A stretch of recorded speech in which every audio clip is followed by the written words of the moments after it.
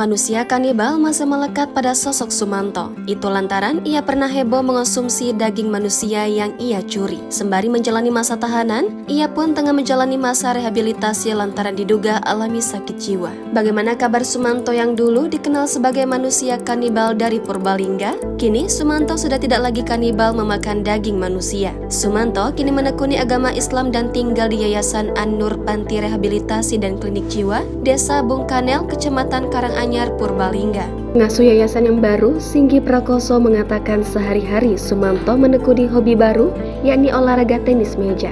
Aktivitasnya biasa ya, tapi karena kebetulan di yayasan baru membeli meja pingpong, dia lagi suka main itu. Ternyata dia pintar pingpong. Kemarin Agustus kita adakan lomba, dia juara pingpong. Katanya pada Minggu 23 Oktober 2022. Mengulik ke belakang, nama Sumanto pertama kali dikenal oleh masyarakat Indonesia pada awal tahun 2003. Kala itu, ia ditetapkan sebagai tersangka kasus pencurian mayat. Beritanya semakin geger ketika Sumanto terungkap menyantap mayat yang ia curi dan gali langsung dari liang kubur. Sumanto mengaku memakan 3 orang di area berbeda, termasuk Purbalingga dan Lampung.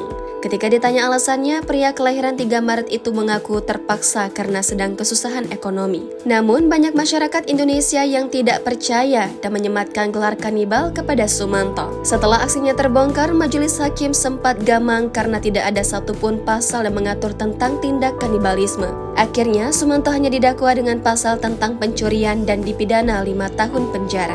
Setelah menjalani masa hukuman selama 3 tahun, Sumanto mendapat beberapa kali remisi hingga akhirnya dibebaskan pada tahun 2006. Namun, sekeluarnya dari jeruji besi, Sumanto justru ditolak oleh warga desa Pelumutan, Kecamatan Kemongkon. Warga kampung mengaku masih paranoid dengan sosok Sumanto. Warga khawatir dia akan mengulangi aksinya. Alhasil, Sumanto gagal pulang ke kampung halamannya. Sumanto akhirnya ditampung Kiai Haji Supono Mustajab di Yayasan An-Nur Panti Rehabilitasi dan Klinik Jiwa, Desa Bungkanel, Kecamatan Karanganyar, Purbalingga. Bersama Mbah Pono, sapaan akrabnya, Sumanto dirawat selayaknya anak dan murid. Ilmu hitam yang Sumanto pelajari sedikit demi sedikit digantikan dengan ilmu agama. Sumanto acap kali diajak Mbah Pono mengisi pengajian hingga terlibat dalam aksi sosial.